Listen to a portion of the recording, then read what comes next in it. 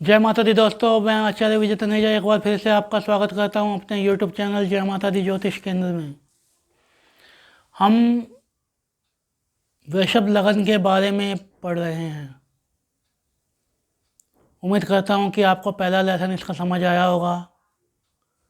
एक छोटा सा निवेदन है, यदि आपने अभी तक मेरे चैनल को सब्सक्राइब नहीं किया है तो सब्सक्राइब कर लें, बेल बटन दबा दें, शेयर लाइक कमेंट करें ताकि इस चैनल को प्रोत्साहन मिले और आपके कार्य, आपका एक छोटा सा लाइक हमको बहुत प्रोत्साहित करता है अपने कार्य के प्रति, जिससे हमको पता चलता है कि आपको मैटर समझ आ भी रहा है या नहीं आ रहा, या आप कोई इम्प्रूवमेंट का सुझाव देना चाहें तो वो भी दे सकते हैं ताकि आपको ज़्यादा से ज़्यादा समझ आए। हम पढ़ रहे हैं वृषभ लगन के बारे में। वृषभ लगन में चंद्रमा पढ़ेंगे आज, पहले भाव में, दूसरे भाव में, तीसरे भाव में, चौथे भाव में। सबसे पहले मैंने आपको बताया है कि ज्योतिष फल कथन करने के लिए 3-4 चीज़ों का ज्ञान आवश्यक है। भाव हमें क्या बताते हैं, राशियाँ हमें क्या बताती हैं और ग्रह हमें क्या बताते हैं। फिर कुंडली में योग कौन से बने हुए हैं और दशाएं क्या कहती हैं। योग हमें बताते हैं कि हम आपके जीवन में कौन कौन सी घटनाएं घटेंगी। योग हमें बताते हैं कि आपके जीवन में कौन कौन सी घटनाएं घटेंगी जो आपकी जन्म कुंडली के आधार पर पता की जाती हैं, और दशाएं हमें बताती हैं कि वो घटनाएं कब घटेंगी। टाइम ऑफ इवेंट या इवेंट ऑफ टाइम जो है वो दशाएं बताती हैं कि दशाओं का पैटर्न क्या चल रहा है। और योग हमें ये बताते हैं, कुंडली में आपके योग कौन कौन से हैं, वो ये बताते हैं कि आपके जीवन में घटनाएं कब घटित होंगी। तो वृषभ लगन के बारे में मैंने आपको बताया था। वृषभ राशि जो होती है वो शुक्र की राशि है। शुक्र लग्जरियस प्लेनेट है, तो इसके जो जातक होते हैं वो कंफर्ट पसंद करते हुए होते हैं, ज़्यादा मेहनती नहीं, कंफर्ट पसंद करते हैं। मध्यम कद के होते हैं,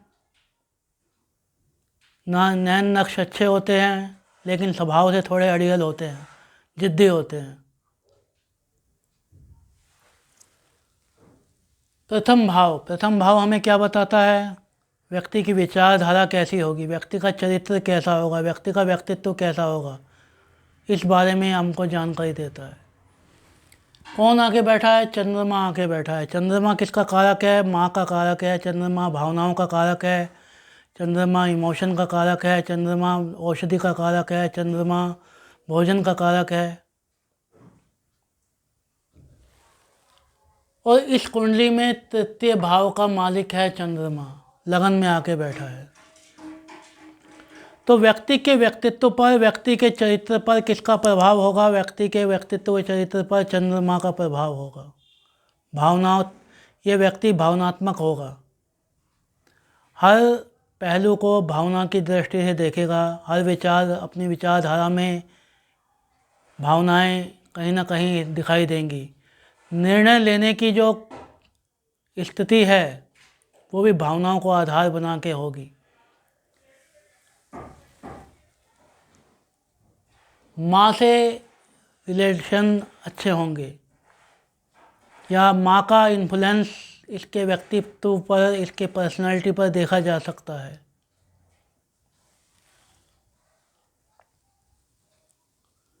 यदि हम दूसरे भाव की बात करें, दूसरे भाव में यदि चंद्रमा आता है तो दूसरे भाव से हम क्या देखते हैं, वाणी।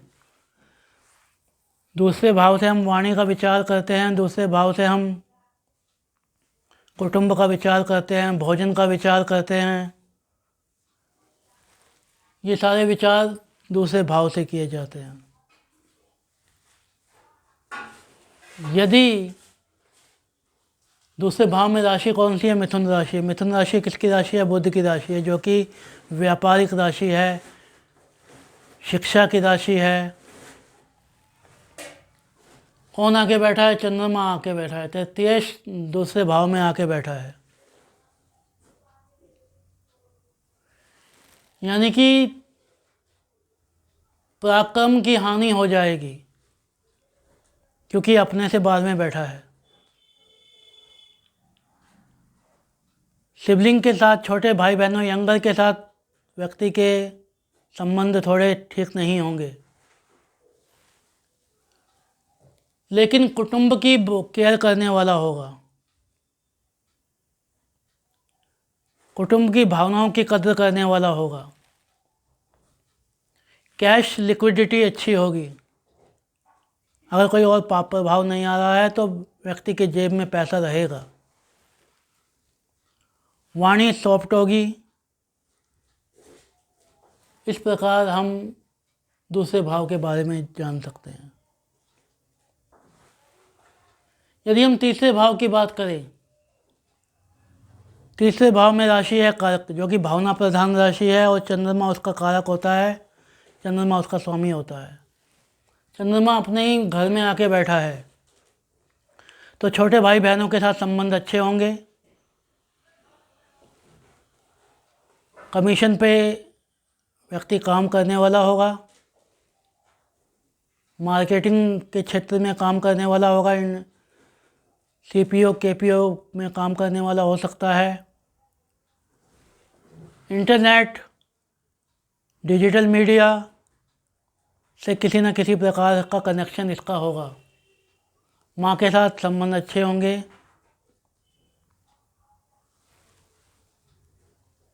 चौथे भाव की यदि हम बात करें, चौथे भाव में कौन सी राशि है? सिंह राशि है। चौथे भाव से हम क्या देखते हैं? माता का रिलेशन जातक के साथ कैसा रहेगा, ये चौथे भाव से देखते हैं। और संपत्ति की स्थिति कैसी होगी, व्यक्ति को संपत्ति मिलेगी, कब मिलेगी, मिलेगी या नहीं मिलेगी, व्यक्ति का घर कैसा होगा, व्यक्ति की गाड़ी, व्यक्ति के पास कौन सी गाड़ी होगी, ये सब बातें चौथे भाव से देखी जाती है। कौन सी राशि है? सिंह राशि है। सिंह सूर्य की राशि है। सूर्य की राशि में कौन आके बैठा है? चंद्रमा आके बैठा है।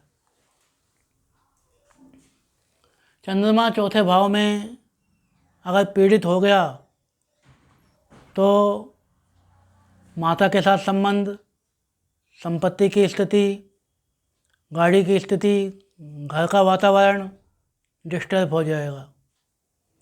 और यदि कोई शुभ प्रभाव आ गया, मान लीजिए गुरु यहाँ 10वें भाव बैठ के 7वें भाव से इसको देख रहा है, या गुरु खुद यहाँ बैठा हुआ है, तो चंद्र गुरु का गज केसरी योग बन जाएगा।